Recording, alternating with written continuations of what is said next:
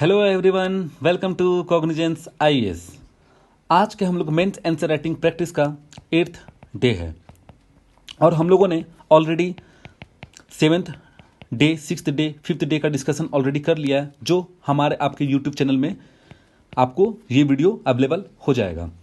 Okay, सो चलिए आज के हम लोग मेंस आंसर राइटिंग का डिस्कशन स्टार्ट करते हैं। देखिए, सबसे पहले हम लोग को जो यहाँ पे क्वेश्चंस आया है, तो क्वेश्चंस क्या कहना चाहता है, आप उनका अप्रोच कैसे लगाते हैं, ठीक ना। आप उनके अप्रोचेज को सबसे पहले यहाँ पे देखने की कोशिश करेंगे। ओके, सो यहाँ पे जब अप्रोचेज की बात करते हैं तो आपको यहाँ पे पता होना चाहिए कि आपका कंटेक्स्ट क्या है, आपका कंटेंट क्या है, एज वेल एज आपका स्ट्रक्चर किस तरीके से बनने वाला है। ये आपको कम से कम जब भी आप क्वेश्चंस पढ़ रहे हैं, क्वेश्चंस पढ़ने से जस्ट 1 मिनट या 2 मिनट पहले आपको यहाँ पे सोचना पड़ेगा कि कंटेक्स्ट, कंटेंट एंड स्ट्रक्चर्स के बारे में। ओके, तो हम लोग चलिए स्टार्ट करते हैं कि कंटेक्स्ट में क्या लिख सकते हैं, कंटेंट में क्या होना चाहिए और स्ट्रक्चर्स क्या बनना चाहिए, किस तरीके से फ्रेमवर्क करेंगे। देखिए, कंटेक्स्ट की जब हम बात करते हैं यहाँ पे, तो आपको सबसे पहले अंडरस्टैंडिंग होना चाहिए किनको लेकर के, कीवर्ड्स को लेकर के। ओके, तो यहाँ पे कीवर्ड्स क्या है, देखिए यहाँ पे कीवर्ड्स जनरली क्या है कि डिस्कस ऑन दिस कमेंट की बात कर रहा है। तो डिस्कस यहाँ पे क्या एक तरह से डायरेक्टली कीवर्ड्स है, ठीक। और क्वेश्चन किस पे डिस्कस करने की बात कर रहा है, तो कोरोना वायरस अभी काफी ज्यादा हुआ है। कोरोना वायरस के कारण क्या हुआ, यहाँ पे लॉकडाउन इंक्रीज किया है, और लॉकडाउन जब इंक्रीज कर रहा है जगह पे, तो डोमेस्टिक वायलेंस भी इंक्रीज हो रहा है काफी ज्यादा, मीन्स वायलेंस अगेंस्ट वुमेन काफी ज्यादा इंक्रीज कर रहा है। तो एक तरफ से ये क्या बन रहा है, एक तरफ से थ्रेट बन रहा है किसकी तरफ, वुमेन की तरफ। ओके, तो यहाँ पे आप बोल सकते हैं, तो आप यहाँ पे कीवर्ड्स कौन कौन चूज करेंगे, discuss, corona virus, lockdown and violence against the women. Content क्या कहता है आपका, देखिए कंटेंट यहाँ पे बताता है कि आपका नॉलेज एंड सोर्स कहाँ से ले रहे हैं, आप कौन सा डेटा एंड फैक्ट को आप यूज कर रहे हैं, ठीक ना। तो आप इस जगह पे उसको ले सकते हैं कि जैसे कि आप डेटा फैक्ट यहाँ पे डालिएगा, तो नेशनल कमीशन ऑफ वुमेन के बारे में यहाँ पे बताया गया उनका डेटा को लेकर के सपोर्ट कीजिएगा। ओके, और सबसे अंतिम में आप क्या बोलेंगे यहाँ पे स्ट्रक्चर्स को लेकर के, तो यहाँ पे आपको इंट्रो पार्ट लिखना पड़ेगा, बॉडी पार्ट लिखना पड़ेगा और कंक्लूजन लिखना होगा, ठीक। और बॉडी पार्ट में भी आपका क्या होता है, डिफरेंट पार्ट होता है। तो चलिए हम लोग सबसे पहले ये जानने की कोशिश करेंगे कि ये डिमांड ऑफ क्वेश्चन क्या है, मीन्स इस क्वेश्चन का डिमांड क्या है। ओके, तो यहां डिमांड्स ऑफ क्वेश्चंस ये बता रहा है कि देखिए, first of thing, one should present in the case of the domestic violence like as physical, sexual and emotional abuse that women face along with the risk of the getting exposed to the COVID-19 pandemic। तो यहां पे आपको इसके बारे में explain करना है कि किस तरीके से आपका लॉकडाउन इंक्रीज हुआ है, तो डोमेस्टिक वायलेंस कैसे इंक्रीज कर रहा है। ओके, ठीक ना, तो वही चीज यहां पे करना है आपको, ठीक। लेकिन आपको यहां पे ये भी बताया गया, ये भी बताना होगा कि अगर कोरोना वायरस का लॉकडाउन जब इंक्रीज हुआ है, तो कोरोना वायरस तो एक दिन खत्म हो जाएगा, ये तो सभी लोग जान रहे हैं कि कोरोना वायरस एक दिन क्या होगा, खत्म हो जाएगा, one day. But violence against women खत्म होगा क्या, आपको लगता है कि वायलेंस खत्म होगा वुमेन्स को लेकर के? ऑब्वियसली इनको खत्म होने में काफी टाइम लगेगा, ये अभी से नहीं चला आ रहा है। जिस तरह का ट्रेडिशनल माइंडसेट लोगों के बीच में बना हुआ है, तो वो माइंडसेट को खत्म करने में काफी टाइम लगता है। ओके, तो वही चीज यहां पे बोला जा रहा है, ये कोरोना वायरस तो खत्म हो जाएगा, लेकिन यहां पे जो भी आपका वायलेंस हो रहा है अगेंस्ट वुमेन को लेकर के, वो कब खत्म होने वाला है। ओके, ठीक है, तो यहां पे चलते हैं हम लोग इंट्रोडक्शन पार्ट को लेकर के। देखिए यहां पे इंट्रोडक्शन में क्या कर रहा है, आप यहां पे क्या लिख सकते हैं इंट्रोडक्शन को लेकर के, ठीक। देखिए, जब भी आप इस तरह का क्वेश्चन बनाइएगा, तो देखिए ये सबसे पहले मैं बता देता हूं, यहाँ पे ये जनरल स्टडी पेपर 1 में आएगा आपका, और पेपर 1 में आपका कौन सा सब्जेक्ट में आएगा, सोसाइटी, और सोसाइटी में आपका कौन सा सब्जेक्ट में आने वाला है, यहाँ पे सोशल जस्टिस आने वाला है। ओके, तो यहाँ पे आप सबसे पहले टॉपिक को देख लीजिएगा, सिलेबस को देखिएगा, फिर स्टार्ट कीजिएगा आप उसका क्वेश्चंस को आंसर लिखने के लिए। तो जब भी आप इंट्रोडक्शंस लिखते हैं, तो अगर आपके पास इंट्रोडक्शंस में अगर कोई डेटा है, तो आप उनको सपोर्ट कीजिए, ठीक ना। जैसे कि यहाँ पे आप लिख सकते हैं कि fact and data that is establish to context of the questions, जैसे कि India reported double the usual the number of the domestic abuse cases in the first week of the nationwide movement restriction, so according to the country's national commission for the women. Okay, तो ये national commission of women ने बताया है कि जैसे ही lockdown बढ़ा, वैसे ही यहाँ पे क्या हुआ, डबल हो गया, क्या violence against domestic violence increase किया है। तो ये आप डेटा डाल सकते हैं। तो यहाँ पे मैंने क्या डाला है, कौन सा डेटा डाला है यहाँ पे, national legal service authority NALSA suggest that the national lockdown has lead to the rapid increase in the case of the domestic violence, so as the lockdown impose strict control to on one's mobility. Lockdown तो control तो किया अपने mobility को रोकने के लिए, लेकिन यहाँ पे क्या है, put women the abuse relationship eight extremely high risk of the damage from the physical, sexual and emotional abuse. तो अपने आप को लोग तो घर में बंद रख दिए, लेकिन यहाँ पे एक तरह से आप देख सकते हैं कि जो भी रिलेशनशिप यहाँ पे एक तरफ से बन रहा है, ठीक ना, तो वो एक तरफ से हार्म कर रहा है वुमेन को लेकर के।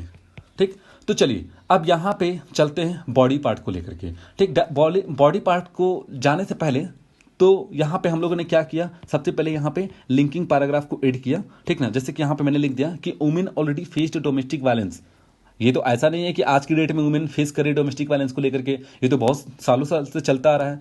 ठीक, तो face the domestic due to the patriarchal mindset, set societal influence. अब यहाँ पे देखिए आपका ये पेट्रियार्कल माइंडसेट यहाँ पे क्या है, ओके, और ये आपका societal influence, economic issue, okay, but in the duration of the lockdown domestic violence case increased. ठीक, लेकिन पहले तो चलो मानना जाता है कि पहले से ही डोमेस्टिक वायलेंस हो रहा था, लेकिन जैसे ही आपका लॉकडाउन इंक्रीज हुआ डोमेस्टिक वायलेंस और भी इंक्रीज हो गया। तो वो कौन कौन से रीजन है, सबसे पहले आपको ये सपोर्ट करना पड़ेगा कि लॉकडाउन के टाइम में जो ये डोमेस्टिक वायलेंस इंक्रीज हुआ है, तो वो क्या ऐसा रीजन है कि और भी ज़्यादा डोमेस्टिक वायलेंस इंक्रीज हो चुका है। ओके, ठीक, तो मैंने यहाँ पे लिंकिंग पैराग्राफ को ऐड किया किस तरीके से। अब यहाँ पे मैं पॉइंट्स को एक्सप्लेन करूंगा कि यहाँ पे क्या हो रहा है। देखिए, सबसे पहले यहाँ पे आपको जानना होगा कि डोमेस्टिक वायलेंस या वायलेंस जो भी होता है, जैसे डोमेस्टिक वायलेंस में आपका इंक्लूड हो जाता है फिजिकल वायलेंस। ओके, मैं बता देता हूँ थोड़ा सा कि देखिए जनरली ये आपका सोसाइटी पार्ट से है, तो आपको यहाँ पे एक तरफ से स्टोरी देखने को मिलेगा। ठीक है, मजा भी आएगा आप लोगों को पढ़ने में यहाँ पे। ठीक, सोशल जस्टिस को लेकर के, लेकिन ये आपका क्योंकि सोसाइटी है, आपको एक तरफ से सोशल स्टोरी सुनने को मिलेगा यहाँ पे। ठीक, तो यहाँ पे आप एक स्टोरी पॉइंट में भी लिख सकते हैं थोड़ा सा। ठीक ना, जैसे यहाँ पे आप इंक्लूड कीजिए कि डोमेस्टिक वायलेंस में be included as a physical violence. Okay, आप फिजिकल वायलेंस पता ही है आप लोगों को क्या होता है। यहाँ पे क्या होता है फिजिकल वायलेंस, स्लेपिंग, हिटिंग, किकिंग, ये सब क्या होता है, एक तरफ से काफी ज्यादा फिजिकल वायलेंस होता है। ठीक, तो ये तो काफी एक तरफ से बोले इलिटरेट सोसाइटी कहा जाए अगर इस तरह का हो तो, जैसे कि आप लोग बहुत देखते होंगे बाहर में कि स्लीपिंग कर देते हैं हस्बैंड अपने वाइफ को। ठीक ना, तो इस तरह का सेट क्यों आता है, क्योंकि पेट्रियार्कल माइंडसेट है। ओके, ट्रेडिशनल माइंडसेट बना हुआ है कि मतलब एक तरफ से वुमेन उसके एंटर में ही रहे हमेशा के लिए। ठीक ना, तो वो एक तरफ से अपना फिजिकल पावर को यूज करते हैं, कौन, बॉयज लोग। ओके, हस्बैंड लोग। अब यहां पे आते हैं, सेक्सुअल वायलेंस भी काफी ज्यादा होता है इस जगह पे। ठीक, इमोशनल एब्यूजिंग होता है। ठीक ना, तो इमोशनल एब्यूजिंग भी काफी ज्यादा होता है। इमोशनल एब्यूजिंग देखिए होता है, हस्बैंड लोग करते ही हैं, लेकिन देखिए अब यहाँ पे बोला जाए कि जो फिजिकल वायलेंस होता है इसमें तो पीट देते हैं, कौन, हस्बैंड लोग। लेकिन इमोशनल एब्यूज में क्या होता है, यहाँ पे वन स्टेप आगे रहते, पीटते तो नहीं है लेकिन इमोशनली काफी ज्यादा टॉर्चर करते हैं। ठीक ना, जैसे कि आप ले सकते हैं कि उनको इंसल्ट करते हैं एक तरफ से सभी के सामने बीच में, और टॉर्चर करते हैं किसी भी चीज को लेकर के। ठीक ना, तो ये इस तरह का इमोशनली बिहेवियर एक तरफ से इमोशनली एब्यूज करते हैं। या अब और भी एक स्टेप अगर आप जाएंगे तो बोल सकते हैं कि कंट्रोलिंग द बिहेवियर। अब देखिए कुछ लोग क्या करते हैं ना कि अपने वाइफ को ही कंट्रोल करने लग जाते हैं। ठीक ना, तो कंट्रोल कैसे करते हैं, जैसे रिस्ट्रिक्शन लगाएंगे कि आपको वहां नहीं जाना है, एजुकेशन नहीं देंगे उनको पढ़ने के लिए। देखिए ये जनरली हस्बैंड लोग ही नहीं करते हैं। ठीक ना, अगर हो सकता है आप देख सकते हैं कि विलेज में या सिटी में भी आप देख सकते हैं कि बहु लोग को एजुकेशन लेने से मना कर दिया जाता है। जो भी उनके बहु लोग आते हैं उनके घर में, उनको एजुकेशन देना, प्रॉपर देना नहीं चाहते हैं, क्योंकि देखिए उन लोग का एक माइंडसेट रहता है कि क्यों दे एजुकेशन, क्यों दे, क्या जरूरत है उनको कमाने का। तो इस तरह का माइंडसेट क्रिएट है। अगर वो कमा भी लेके, क्योंकि ऑब्वियसली हमारे पास इतने पैसे हैं कि जरूरत ही नहीं किन्हीं को कमाने के लिए। ओके, लेकिन उन लोगों को थोड़ा टेंशन हो सकता है, इसीलिए वो लोग एक तरफ से क्या करते हैं, उन लोगों को रिस्ट्रिक्शन लगाते हैं उनके कंट्रोलिंग बिहेवियर को लेकर के। ठीक, उनके जो भी उनके पैशंस होते हैं उनको फॉलो नहीं करने दिया जाता है। ठीक, इस तरह के आप बोल सकते हैं कि डोमेस्टिक वायलेंस इंक्लूड हो सकते हैं। ये तो बहुत बड़ा स्टेप है फिजिकल वायलेंस। ठीक, इमोशनल और कंट्रोलिंग बिहेवियर तो चलता भी है कि कंट्रोलिंग बिहेवियर जैसे कि हो सकता है कोई प्रॉपर रीजन होगा उनको रोकने का। ठीक ना, तो वो एक तरफ से माना जाता है, लेकिन एक्सट्रीम एक तरफ से क्या कहलाएगा, डोमेस्टिक वायलेंस कहलाता है। ठीक, चलिए अब आते हैं बॉडी पार्ट्स को लेकर के। देखिए यहाँ पे ऐसा क्या हुआ कि लॉकडाउन के टाइम में आपका इंक्रीज किया डोमेस्टिक वायलेंस। पहला आप केस ले सकते हैं कि डोमेस्टिक बर्डन। ठीक ना, ऑलरेडी हम लोग को पता है कि women are already burden with 3 times more unpaid work. More unpaid care work than men during the lockdown the burden increase the manifold. यहाँ पे सिंपल सी बात है कि देखिए पहले क्या होता था कि घर में अगर रहते थे लड़कियां लोग रहती थी, जैसे वुमेन रहते थे, तो यहाँ पे क्या होता था कि उन लोग के पास बर्डन नहीं था। जैसे हस्बैंड बाहर हैं तो कोई प्रॉब्लम नहीं है, वो आएंगे शाम तक तो वो उनको फिर खाना पीना खिलाया जाए, बच्चे स्कूल में हैं तो उनको एक तरफ से रिलैक्स मिलता था, वहाँ पे वो अपने आराम से काम कर सकते थे, काम कर सकती थी। ओके, तो उन्हें कोई प्रॉब्लम नहीं होता था, रिलैक्स फील होता था। ठीक, लेकिन अब जैसे बच्चे स्कूल भी नहीं जा रहे हैं, ओके, हस्बैंड भी अभी काफ़ी अल्टरनेटिव डे पे अगर उनका रहा वर्क तो वो भी नहीं जाएंगे, तो एक तरफ से क्या देखने को मिल रहा है, काफ़ी ज़्यादा बर्डन मिल रहा है किन के ऊपर, डोमेस्टिक मतलब एक तरफ से वुमेन के ऊपर। ठीक, डोमेस्टिक वुमेन जो एक तरफ से बोल सकते हैं घर में जो काम कर रहे हैं, ठीक ना, और उनका तो एक तरफ से बोला जाता है कि उनका जीडीपी में भी काउंट नहीं होता है। अगर आप देखा जाए इकोनॉमिक्स में तो एक तरफ से वो क्या बोल सकते हैं, अनपेड केयर वर्कर कहलाती है और उनका जीडीपी में भी काउंट नहीं होता है। तो एक तरफ से उनको ये भी सुनने को मिलता है कि तुम तो कुछ कर नहीं रही हो, तुम तो घर में बैठ के सिर्फ खा रही हो। तो इस तरह के वर्ड्स, एब्यूजिंग वर्ड्स तो नहीं बोल सकते इनको, एक तरफ से बोल सकते हैं कि इमोशनल टॉर्चर मिलते रहता है, क्योंकि उनका भी तो माइंड में प्रश्न चलता है ना कि भाई मैं भी तो कुछ कर रही हूँ, ऐसा नहीं कि मैं कुछ नहीं कर रही हूँ। ठीक, वो बच्चे को संभाल रही है, टीचिंग फैसिलिटी को प्रोवाइड कर रही है, वो तो हस्बैंड तो कर नहीं रहे हैं। तो एक तरह से उनके बर्डन, उनके पास भी वर्क रहता है लेकिन उनके वर्क का कोई वैल्यू यहाँ पे नहीं होता है। ठीक ना, तो यहाँ पे आप इस तरह का पॉइंट्स को यहाँ पे लिख सकते हैं। देखिए मैंने बोला ना स्टोरी है, आप यहाँ पे स्टोरी भी, मैं इसे स्टोरी फॉर्म में समझा रहा हूँ। ठीक, अब आते हैं वर्क फ्रॉम होम। देखिए अब लॉकडाउन में क्या हुआ कि बहुत सारे गर्ल्स वुमेन अब क्या के वर्क होम से ही करने, घर से ही करने लगे। अब काफ़ी ज़्यादा घर में रहेंगे तो उनका एक तरह से सिचुएशन क्या बन रहा है, एब्यूजिंग सिचुएशन बनते जा रहा है। ठीक ना, लोग उनको काफ़ी ज़्यादा टॉर्चर भी कर सकते हैं। ठीक ना, या सेक्सुअली अगर दिखते होंगे तो काफ़ी ज़्यादा सेक्सुअली वायलेंस भी हो सकता है उनके पास। ठीक, तो ये सब चीज़ देखने को काफ़ी ज़्यादा मिलता है। ठीक, अब आते हैं यहाँ पे with curtailed mobility and violence, with curtailed mobility and police force that is more than apathetic towards the gender based violence. ठीक, तो देखिए यहाँ पे ये पॉइंट ये कहने का बोल रहा है कि अभी तो लॉकडाउन चल रहा है, लॉकडाउन के टाइम में क्या हो रहा है यहाँ पे कि पुलिस भी ध्यान नहीं दे पा रही है जो भी वायलेंस हो रहा है अगेंस्ट वुमेन को लेकर के, तो पुलिस भी अपने डिफरेंट काम में बिजी हुई है। ठीक ना, और एक तरफ से कर्टल किया गया है मोबिलिटी को लेकर के, तो वो बाहर भी नहीं जा सकती एफआईआर करवाने को लेकर के। ठीक ना, देखिए अब यहाँ पर भी बात ये आता है कि भाई एफआईआर कौन कराए, एफआईआर कौन कराए। पुअर फैमिली से जो लड़की बिलोंग करती है या जो वुमेन बिलोंग करते हैं तो उन लोग तो एफआईआर जल्दी तो करवाते नहीं, क्योंकि उनका तो सब माए बाप तो उनका हस्बैंड ही कहलाता है ना, ये तो हम लोग जानते हैं। तो वो उन्हीं पे डिपेंड रहते हैं, उन्हें पता है कि अगर मैं एफआईआर कर दूंगा तो वो कहाँ जाएंगे, वो एक तरफ से इंडिपेंडेंट तो नहीं है, वो डिपेंड किनके ऊपर कर रहे हैं, वो डिपेंडेंट है अपने हस्बैंड के ऊपर। ठीक, तो ये सब भी केसेस देखने को मिलता है काफ़ी ज़्यादा। ठीक ना, तो वो एफआईआर भी नहीं कराते हैं।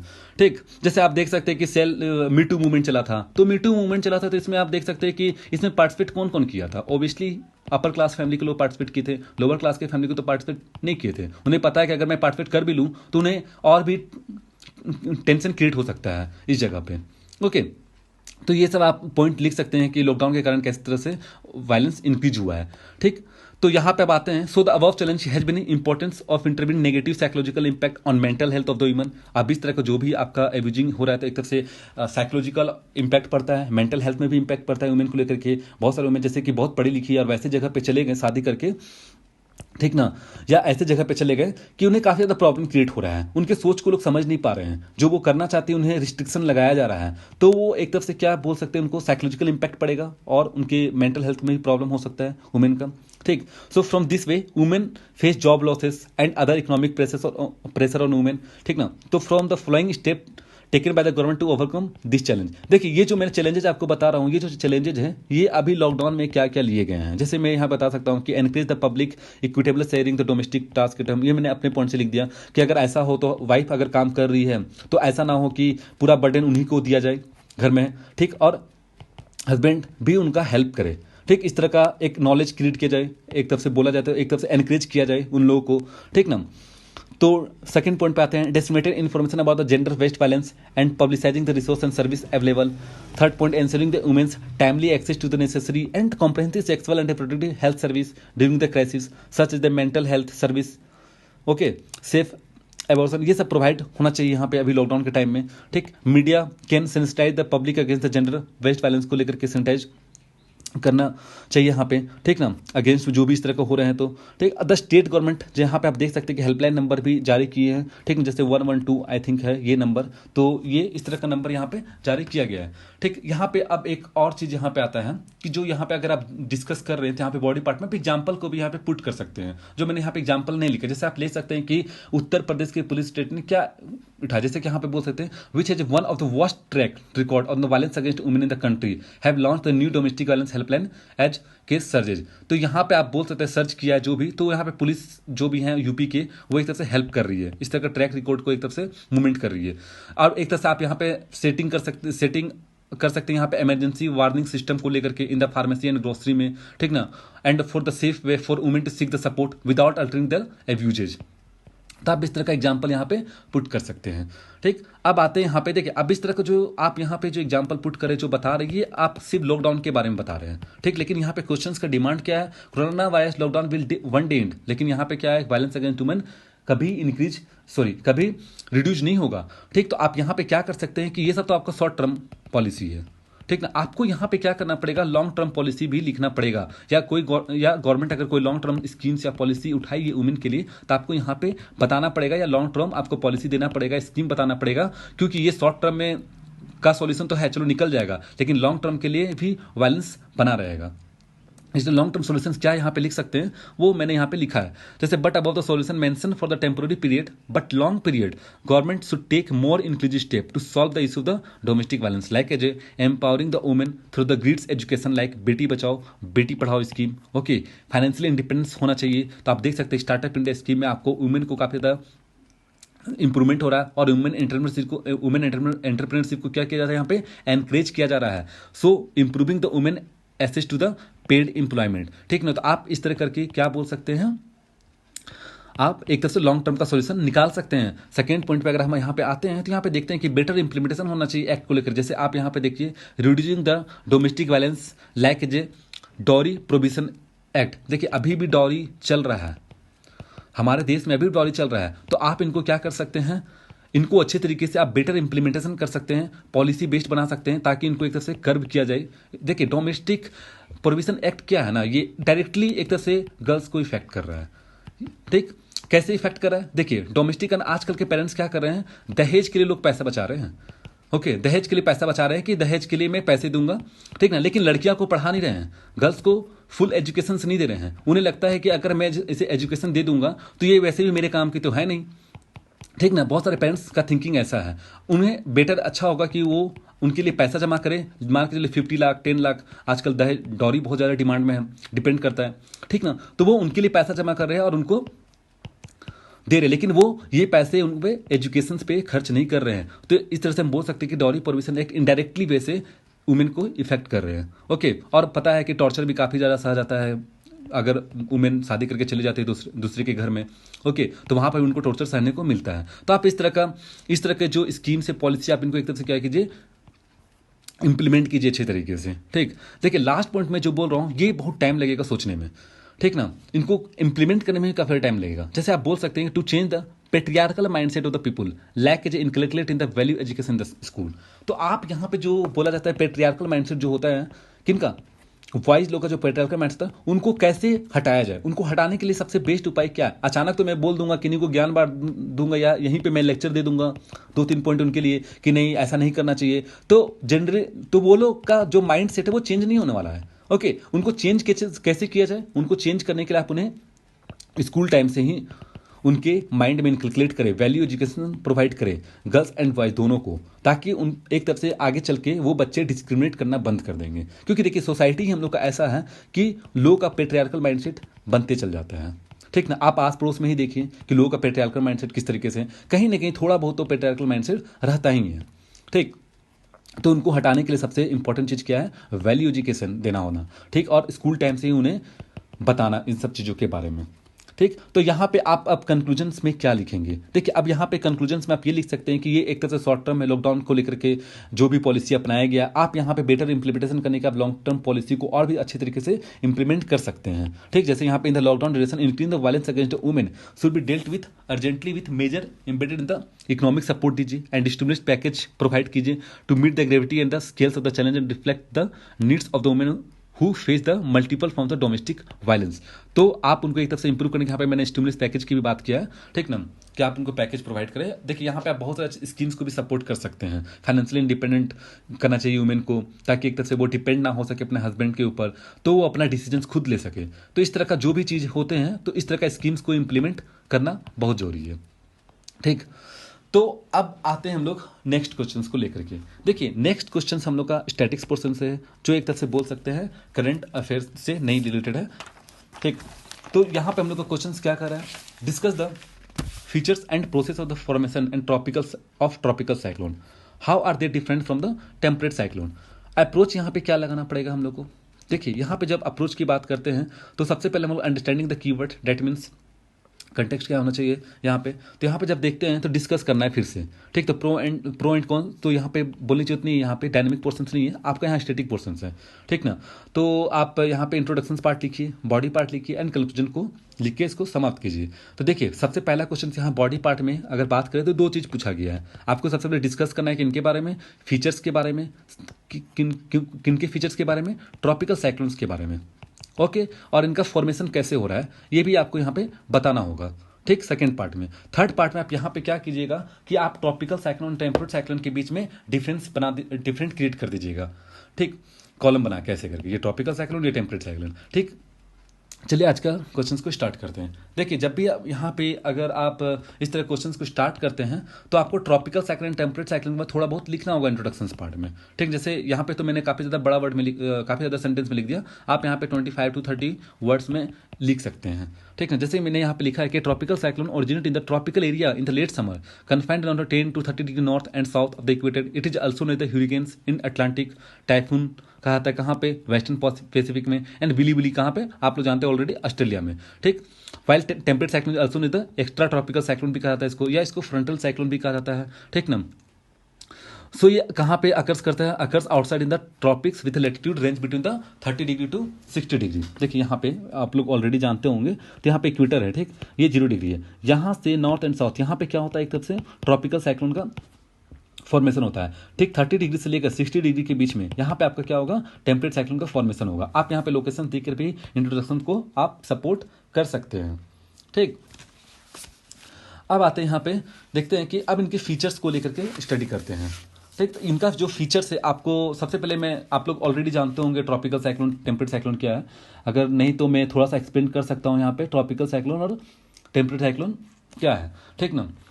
जैसे कि हम लोग को पता है कि ट्रॉपिकल साइक्लोन आपका काफ़ी ज़्यादा कब आता है, ये लेट समर में आता है, ठीक ना। और एक तरफ से बोल सकते हैं इनका जो फॉर्मेशन किस तरीके से होता है, ठीक ना, और ये ट्रॉपिकल रीजन्स पे होता है। ये कब फॉर्म होगा, जब क्लोज लो प्रेशर सेंटर बनेगा आपका, ठीक। तो ये सब चीज़ एक तरह से ट्रॉपिकल साइक्लोन का के बारे में थोड़ा बहुत लिखा हुआ है, ठीक। चलिए हम लोग इनके फीचर्स के बारे में बात करते हैं। देखिए जब भी इनके हम फीचर्स के बारे में बात करते हैं, तो यहाँ पे जैसे बताया गया है कि they form the large sea surface with temperature higher than 27 degree Celsius. तो तभी आपका ट्रॉपिकल साइक्लोन फॉर्म होगा जब आपका सरफेस टेम्परेचर आपका किनका, ओशियन का 27 डिग्री सेल्सियस से ज़्यादा होगा, तब फॉर्मेशन होगा। सेकेंड पॉइंट यहाँ पे लिखा गया है, condition of the pre existing low pressure area for steep pressure gradient होना चाहिए यहाँ पे।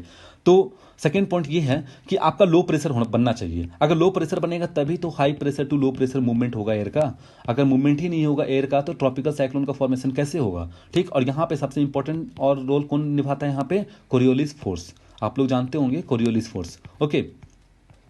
तो कोरियोलिस फोर्स के कारण इसका क्या होता है, मूवमेंट होता है, ठीक ना, सर्कुलर मूवमेंट, ओके। अब आते हैं यहाँ पे, लो विंड शेयर होना चाहिए to create the closed low level atmospheric circulation. अब देखिए ये विंड शेयर क्या होता है, ठीक ना, यहाँ पे लो होना चाहिए विंड शेयर। देखिए wind shear is the differences between the wind speed at different altitude.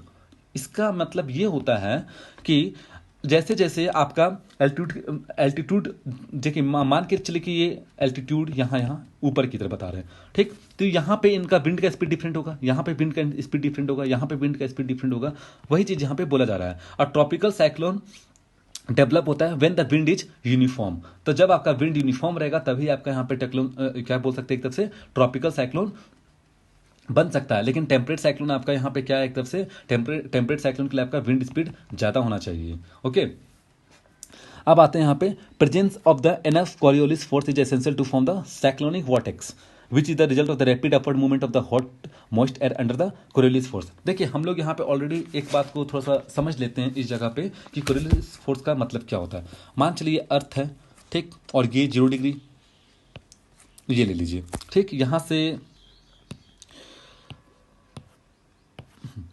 से ओके, तो ये आपका कौन सा विंड आता है, नॉर्थ ईस्ट ट्रेड विंड आता है, और यहाँ से कौन सा विंड आता है, साउथ ईस्ट ट्रेड विंड आता है, ठीक।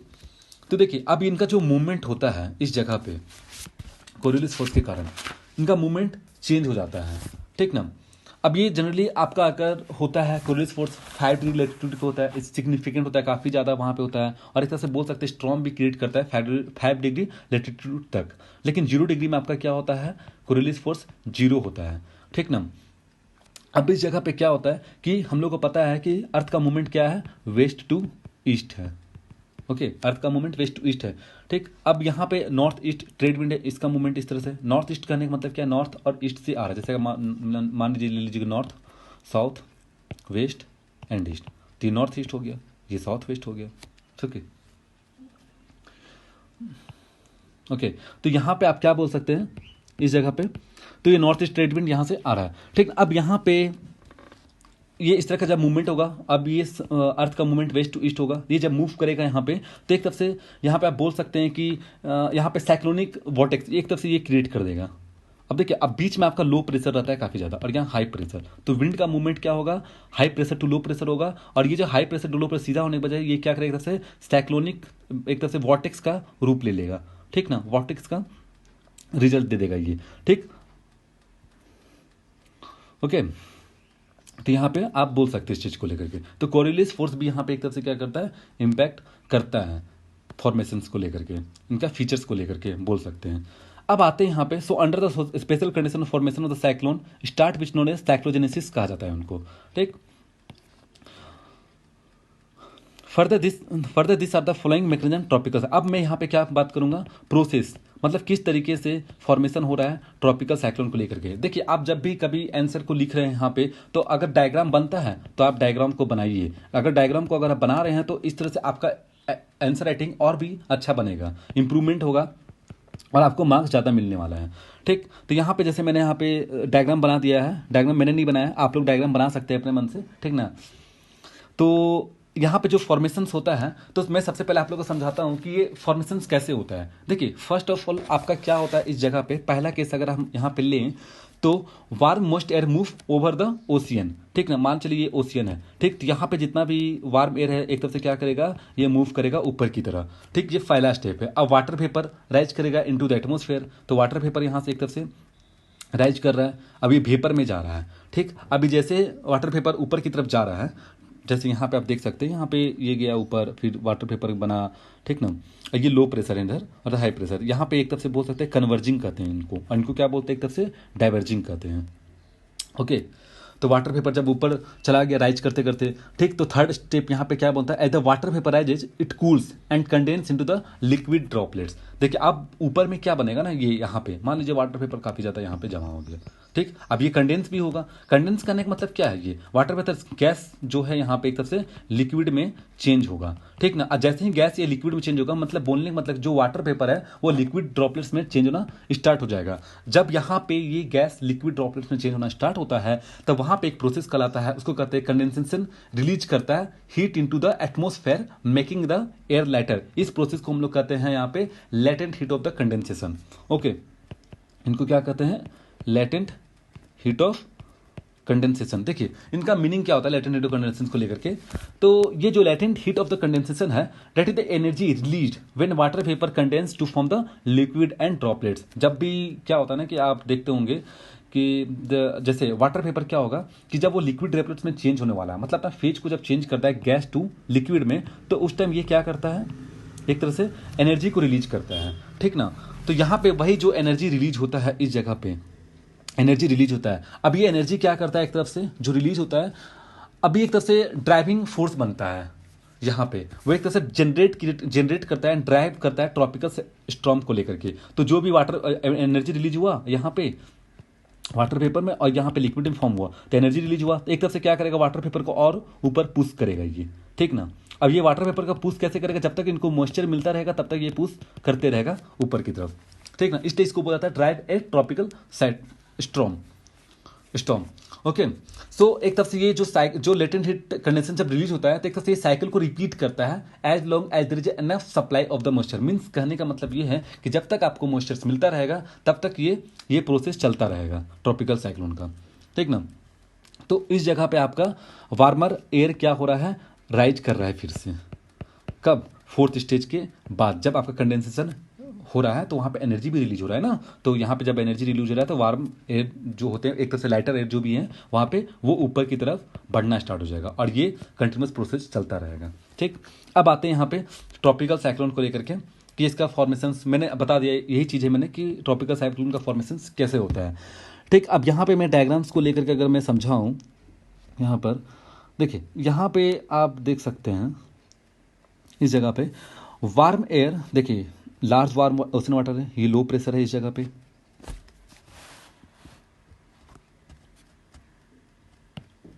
ठीक।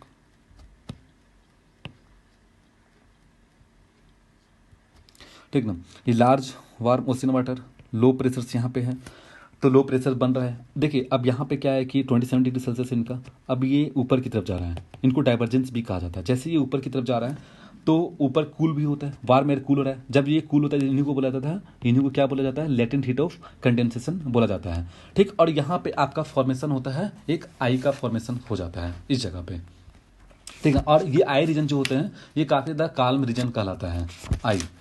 ओके, अभी जी देखिए, अब ये जो आई कहलाता है इनका कैरेक्टरिस्टिक क्या बोल सकते हैं, काफ़ी ज़्यादा लाइट विंड होता है एंड फेयर वेदर होता है, यहाँ पे कोई प्रेसिपिटेशन नहीं होता है, ठीक ना। आप ये भी बोल सकते हैं along the eye the air is slowly sinking and is heated due to the compressional warming के कारण होता है, ठीक ना। और देखिए एक चीज़ सबसे इंपॉर्टेंट है यहाँ पे, जो आई का जो रेंज होता है ना यहाँ पे, तो वहाँ पे आप बोल सकते हैं कि वेरी करता है, कहाँ से कितना 8 किलोमीटर टू ओवर 200 किलोमीटर। आप सही सुन रहे हैं, 8 से लेकर के 200 किलोमीटर तक ये इनका रेंज, इनका साइज रहता है, ठीक ना। और इसका अप्रोक्सीमेटली अगर बोले तो 30 to 60 किलोमीटर डायमीटर रहता है, ठीक। तो अब यहाँ पे आप देख सकते हैं एक तरफ से ये आई वाल है, ठीक। अब ये आई वाल का भी कुछ ना कुछ कैरेक्टरिस्टिक होगा। देखिए जो ये आई होता है तो काफ़ी ज़्यादा काल्म रीजन कहलाता है, लेकिन ये जो आई वाल होता है, ये जो आई वाल है, ओके, ये काफ़ी ज़्यादा वायलेंट रीजन होता है, ठीक ना, साइक्लोन का। सो इट इज़ अ रफली circular ring to deep convection होता है यहाँ पे, ठीक ना। और हेवीएस्ट रेनफॉल होगा इस जगह पे इन द साइक्लोन में।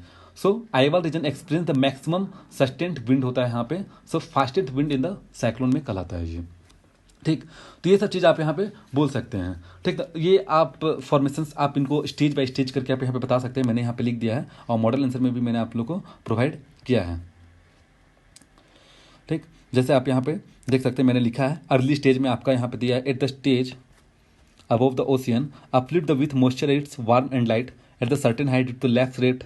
देखिए अब यहाँ पे आपका आता है कि लैप्स रेट क्या होता है, एडियाबैटिक लैप्स रेट क्या होता है। अब यही लैप्स रेट के कारण आपके यहाँ पे क्या होता है कि टेम्परेचर ऑफ एयर फॉल्स करता है and the moistures get condense में आता है, ठीक ना। तो लैप्स रेट अगर आप यहाँ पे बोलें तो देखिए that is the rate falls in the temperature of the atmosphere with elevation. तो यहाँ पे क्या है ना कि जो भी आपका एटमॉस्फेयर का जो टेम्परेचर है वो क्या होता है, गिरता है, ठीक है। जैसे जैसे एलिवेशन मतलब एक तरह से हाइट जैसे जैसे बढ़ता है तो एटमॉस्फेरिक टेम्परेचर यहाँ पे क्या होता है, वो डाउन होता है, उन्हीं को कहते हैं एक तरफ से लैप्स रेट। और एडियाबैटिक लैप्स रेट करने का मतलब यहाँ पे क्या है कि हीट कांस्टेंट है, हीट डज नॉट ट्रांसफर या इंटर नहीं कर सकता है सिस्टम में। जैसे हम एक तरह से सिस्टम ही मान लेते हैं उनको, ठीक ना, ऊपर जो भी आपका ट्रॉपिकल साइक्लोन का फॉर्मेशन हो रहा है तो वहाँ पे क्या है, हीट एक तरफ से इंटर नहीं कर सकता है, एक तरह से सिस्टम मान के हम यहाँ पे चल रहे हैं।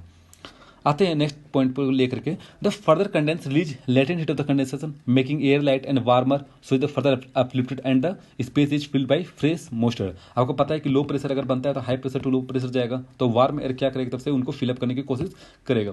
दस this cycle is repeated as long as the moisture supplied. ये साइकिल तब तक चलेगा जब तक ये एक तरफ से जब तक आपको मॉइस्चर मिलता रहेगा। जैसे आप अभी ले लीजिए अम्फान साइक्लोन जो आया था यहाँ पे, तो यहाँ पे आया, ठीक ना। और जैसे ही ये अम्फान साइक्लोन मान के चलिए आया तो यहाँ पे एक तरफ से आप देख सकते हैं कि जैसे ये लैंड एरिया में आता है लेकिन इसका इम्पैक्ट यहाँ पे क्या बोल सकते हैं, एक तरफ से कम हो जाता है। और इनका इम्पैक्ट कम होने के पीछे रीजन क्या है कि इनको एबिलिटी ऑफ द मॉइस्चर जो होता है वो मिल नहीं पाता है। लेकिन अगर वो ओशन में रहता है तो काफ़ी ज़्यादा ट्रॉपिकल साइक्लोन रहता है, ठीक ना, वो साइक्लोन का फॉर्मेशन कर देता है। लेकिन लैंड में आते आते वो एक तरफ से समाप्त हो जाता है। उसके पीछे रीजन ये है कि उनको मॉइस्चर्स नहीं मिल पाता है। यहाँ पे आते थे वो मॉइस्चर सब खत्म हो जाता है कोस्टल रीजन में। ओके अब आते हैं the due to excess moisture over ocean the process gets highly intensified and suck most air at the much faster rate the most air undergone deflection due to the Coriolis force already हम लोग जानते हैं ठीक and centripetal acceleration creating the cyclonic vortex and region as calmness at the centre called eye जो अभी हम लोगों ने डिस्कस किया। अब देखिए यहाँ पे जो भी हो रहा है ये आपका एंटी साइक्लोन होता है ऐसे करके आता है ठीक ना। तो ये आपका जो भी साइक्लोन का यहाँ पे जो डायरेक्शन होता है वो एंटी साइक्लोन होता है ठीक कहाँ पे नॉर्दर्न हेमिस्फीयर में। अगर साउदर्न हेमिस्फीयर की बात करें तो वो एक तरह से क्लॉकवाइज डायरेक्शन कहलाता है ठीक। अब आते हैं all the wind that is carried upward lose in the moisture ठीक ना and becoming dense which descendent to the surface from the each of the cyclone but if not descendent and option continue to supply the moisture ठीक ना it reach the mature state and become the more violent हो जाता है ये ठीक। तो यहाँ तक मैंने एक तरफ से फॉर्मेशंस की बात किया ठीक ना। अगर आप लोग को और भी अच्छे से जानना है इनके बारे में ट्रॉपिकल एंड टेम्परेट साइक्लोन के बारे में आप एनसीईआरटी के बुक्स को पढ़ सकते हैं। अदरवाइज आप जीसी लियोन का बुक पढ़ सकते हैं यहाँ पे ठीक है। नेट में भी सर्च मार करके आप इनको स्टडी कर सकते हैं। यहाँ पे मेरा मेन पर्पस ये है कि यहाँ पे आपको मेंस आंसर राइटिंग कैसे करना है और स्ट्रक्चर्स को कैसे फ्रेम करना है ठीक। तो मैं चलता हूँ नेक्स्ट पार्ट को लेकर के क्वेश्चंस का। तो यहाँ पे आपको क्या कहने के लिए बोला गया है कि डिफरेंट क्या है टेम्परेट साइक्लोन से लेकर के मतलब ट्रॉपिकल साइक्लोन कैसे डिफरेंट है टेम्परेट साइक्लोन को लेकर के। यहाँ पे आपको बहुत सारे पॉइंट्स मिल जाएगा यहाँ पे जैसे ट्रॉपिकल साइक्लोन आपका थर्मल ओरिजिन है with temperature more than 27 to 27 degree Celsius. Temperate cyclonic है आपका dynamic origin like due to the Coriolis force movement of the air mass मतलब आप बोल सकते हैं यहाँ पे ओरिजिन कैसे हो रहा है साइक्लोन का ठीक। सेकेंड पॉइंट आप यहाँ पे बोल सकते हैं कि लेटीट्यूड कहाँ पे होता है लोकेशन कहाँ पे जैसे कि हम लोग पता है ट्रॉपिकल 10 to 30 डिग्री ये आपका तो 35 to 65 degree north and south पे आपका बहुत इक्वेटर में कहलाता है ठीक ना। यहाँ पे आप देख सकते हैं कि फ्रंटल सिस्टम ठीक। अब फ्रंटल सिस्टम बोलने का मतलब यहाँ पे क्या एयर मासेस ठीक ना आपको पढ़ना पड़ेगा फ्रंटल सिस्टम के बारे में जो आपका टेम्परेट साइक्लोन में आता है। तो यहाँ पे आप बोल सकते हैं formation due to the frontogenesis occluded front where cold and warm air meets यहाँ पे करते हैं। यहाँ पे डिफरेंट जैसे कोल्ड फ्रंट होते हैं वार्म फ्रंट होते हैं तो यहाँ पे cold air and warm air meet करते हैं तो एक तरफ से उस जगह पे जब मीट करते हैं तो एक तरफ से फॉर्मेशन होता है किनका साइक्लोन का फॉर्मेशन होता है ठीक ना। तो यहाँ पे फ्रंटल सिस्टम तो एब्सेंट है कहाँ पे ट्रॉपिकल साइक्लोन में ठीक। So it is the elliptical shape बनता है जैसे आप देखते होंगे इलेप्टिकल शेप बनता है किनका ट्रॉपिकल साइक्लोन का। लेकिन अगर आप देखते होंगे टेम्परेट साइक्लोन को लेकर के वो इन्वर्टेड शेप बनता है इस तरह करके ठीक। तो आप इन तरह का डिफरेंसेस बहुत सारा है यहाँ पे आप लिख सकते हैं। calm region at the center which do not experience rainfall and wind called आई के बारे में डिफरेंस दीजिए। यहाँ पे ऐसा कुछ नहीं है these no calm region so every region experience wind and rain ठीक ना। तो यहाँ पे कोई काल्म रीजन नहीं है ठीक टेम्परेट साइक्लोन में। आप यहाँ पे और भी पॉइंट्स को जोड़ सकते हैं जैसे कि रेनफॉल को लेकर के कि रेनफॉल यहाँ पे कितना होता है जैसे आप बोल सकते हैं heavy but does not last beyond the few hours. यहाँ पे टेम्परेट साइक्लोन में क्या होता है रेनफॉल स्लो होता है लेकिन ये कंटिन्यूस लग रहता है आपका बहुत दिनों तक ठीक ना। आप यहाँ पे ये भी लिख सकते हैं डायरेक्शंस को लेकर के पाथ को लेकर के इनका क्लॉक जैसे कि आप देख सकते हैं ईस्ट टू वेस्ट टर्न करता है north at the 20 degree latitude में जबकि यहाँ पे इनका क्या है वेस्ट टू ईस्ट है वेस्टर्ली या जेट स्ट्रीम के कारण होता है। और एक तरफ से बोल सकते हैं कि टेम्परेट साइक्लोन आपका एक तरफ से move away from the equator okay. Driving force जो मैंने बोल दिया देखिए ड्राइविंग फोर्स करने का मतलब क्या है कि ट्रॉपिकल साइक्लोन को बने रहना या टेम्परेट साइक्लोन को बने रहने के लिए कौन कौन सा ड्राइविंग फोर्स चाहिए। तो ड्राइविंग फोर्स यहाँ पे क्या आपका latent heat of the condensation है ड्राइविंग फोर्स इनके ट्रॉपिकल साइक्लोन के लिए। और टेम्परेट साइक्लोन के लिए आप क्या लिख सकते हैं इस जगह पे यहाँ पे आप बता सकते हैं कि डिपेंड्स करता है किन पे टेम्परेचर पे ह्यूमिडिटी पे डिपेंड करता है and density difference of the air masses. ये सब क्या है ये सब ड्राइविंग फोर्सेस आपका किन के लिए टेम्परेट साइक्लोन के लिए ओके। आप क्लाउड्स के बारे में भी लिख सकते हैं कि ट्रॉपिकल साइक्लोन में आपका किस किस टाइप के क्लाउड्स का फॉर्मेशन होता है जैसे कि क्यूमुलोनिम्बस क्लाउड होता है निम्बो स्टेटस क्लाउड होता है ठीक ना। जैसे आप और टेम्परेट साइक्लोन में आपका क्या होता है variety of the cloud development को देखने को मिलता है लेकिन वो डिपेंड करता है एलिवेशंस को लेकर के ठीक। यहाँ पे बहुत सारे पॉइंट्स मिलेंगे आपको तो आप बहुत सारे पॉइंट्स को यहाँ पे लिख सकते हैं डिफरेंसेस को लेकर के। लेकिन यहाँ पे आप कोशिश कीजिए कि मोस्ट इंपॉर्टेंट पॉइंट्स को लिखिए ठीक ना। अब देखिए यहाँ पे आप यहाँ पे कंक्लूजन में क्या लिख सकते हैं रिसेंटली एम्पेन साइक्लोन को यहाँ पे इंड कर दीजिए कि वो ट्रॉपिकल साइक्लोन का एग्जांपल है उनका नाम कैसे दिया आप लोग को भी पता होगा। एग्जाम यूपीएससी का पीटी मेंस में ऑलरेडी क्वेश्चन पूछा जा चुका था कि नेमिंग को लेकर के साइक्लोन का नेमिंग कैसे होता है ठीक। तो यहाँ पे जरूरत भी नहीं है आपको साइक्लोन के यहाँ पे कंक्लूजन लिखने के लेकर के लेकिन अगर आप एक 10 to 20 वर्ड्स में अगर आप लिखते हैं तो आपके लिए बेनिफिट होगा ओके अगर आपके पास टाइम हो तो चलिए हम लोग 2 जून के मेंस आंसर राइटिंग के क्वेश्चंस को देखते हैं। यहाँ पे एक्सप्लेन द देखिए यहाँ पे मैं एक बात बताना चाहूँगा कि ये जो 2 जून के, देखिए मैंने आज तो 3 जून हो गए, तो मैंने आज वीडियो अपलोड करने में देर लगा दिया। आप मेरे टेलीग्राम चैनल या ग्रुप में जा करके आप यहाँ से क्वेश्चंस को देख सकते हैं, और जो भी यूट्यूब चैनल को फॉलो कर रहे हैं तो आप यहाँ से भी क्वेश्चन देख करके आप iest.cognizance@gmail.com में कॉपी को सबमिट कर सकते हैं। ओके, और आपका एवल्यूशन आपका 24 आवर्स अंदर के विदिन 24 आवर्स हो जाएगा। और देखिए एक सबसे इंपॉर्टेंट चीज़ क्या है कि हम लोग का एक यूनिक इनिशिएटिव लॉन्च किया गया है। यहाँ पे क्या है यूनिक इनिशिएटिव, जो भी आपका अगर कॉपी चेक होता है और 24 आवर के अंदर आपको कॉपी दे दिया जाएगा, तो जो कॉपी आपका चेक होगा, आपका डिमांड अगर रहेगा कि आपका जो कॉपी है वो चेक्ड कॉपी जो रहेगा वो वीडियो फॉर्मेट में रहेगा। जिस तरह से मैं अभी आप लोग को पढ़ा रहा हूँ, तो आपका कॉपी आपको वीडियो फॉर्मेट में मिल जाएगा कि आपने कहाँ कहाँ गलती किया है, ठीक ना, और क्या क्या और पॉइंट लिखना चाहिए, स्ट्रक्चर्स पार्ट कैसे हैं, फ्रेम कैसे करना है, ये सब आपको वीडियो फॉर्मेट में आपको मिलने वाला है। ठीक, ये इस तरह का इनिशिएटिव अभी तक किसी ने नहीं उठाया है, तो हम लोगों ने सोचा क्यों ना इस तरह का इनिशिएटिव उठाया जाए और आप लोग को एक तरफ से प्रॉफिट दिया जाए। ठीक, तो चलते हैं कल के क्वेश्चंस को लेकर के। देखिए कल का जो क्वेश्चंस है 2 जून मेंस आंसर राइटिंग का, पहला question current affair second lesson geography से है। ठीक, तो मैंने जो सिलेबस में अब ज्योग्राफी का पोर्शन खत्म होने वाला है 6 या 7 जून तक। ठीक, उनके बाद मैं न्यू सिलेबस बनाकर आपको दे दूंगा, जो मेरे टेलीग्राम चैनल या ग्रुप में अवेलेबल हो जाएगा। तो पहला क्वेश्चन है, explain the ongoing India Nepal border disagreement and describe the role of the China Indo Nepal relations के बारे में आपको यहाँ पे बताना है। ठीक ना, इंडो नेपाल के बारे में सबसे पहले बताइए क्या अभी बॉर्डर एग्रीमेंट डिसएग्रीमेंट चल रहा है यहाँ पे, और चाइना उसमें किस तरह से इंटरवीन कर रहा है। सेकंड पॉइंट, आप सेकंड क्वेश्चन आपका काफ़ी ज़्यादा स्टैटिक्स पोर्शन से है, तो यहाँ पे आप बता सकते हैं कि what is the polar vortex. Question पूछा गया what is the polar vortex and how polar vortex and ozone depression are two distinct but related to the phenomena. तो पोलर वॉर्टेक्स का आप यहाँ पे डिफाइन कीजिए, और यहाँ पे आप एग्जांपल भी दे सकते हैं कि यूएसए में जैसे कि पिछले साल आया था 2019 के आसपास, ठीक ना, जनवरी 2019 में, तो पोलर वॉर्टेक्स का काफ़ी ज़्यादा इंपैक्ट पड़ा था यूएसए में। ठीक, तो आप यहाँ पे एग्जांपल को पुट करके यहाँ पे समझाने की कोशिश कीजिएगा इस क्वेश्चन को। ओके, सो आज के डिस्कशन को हम लोग यहीं पे समाप्त करते हैं।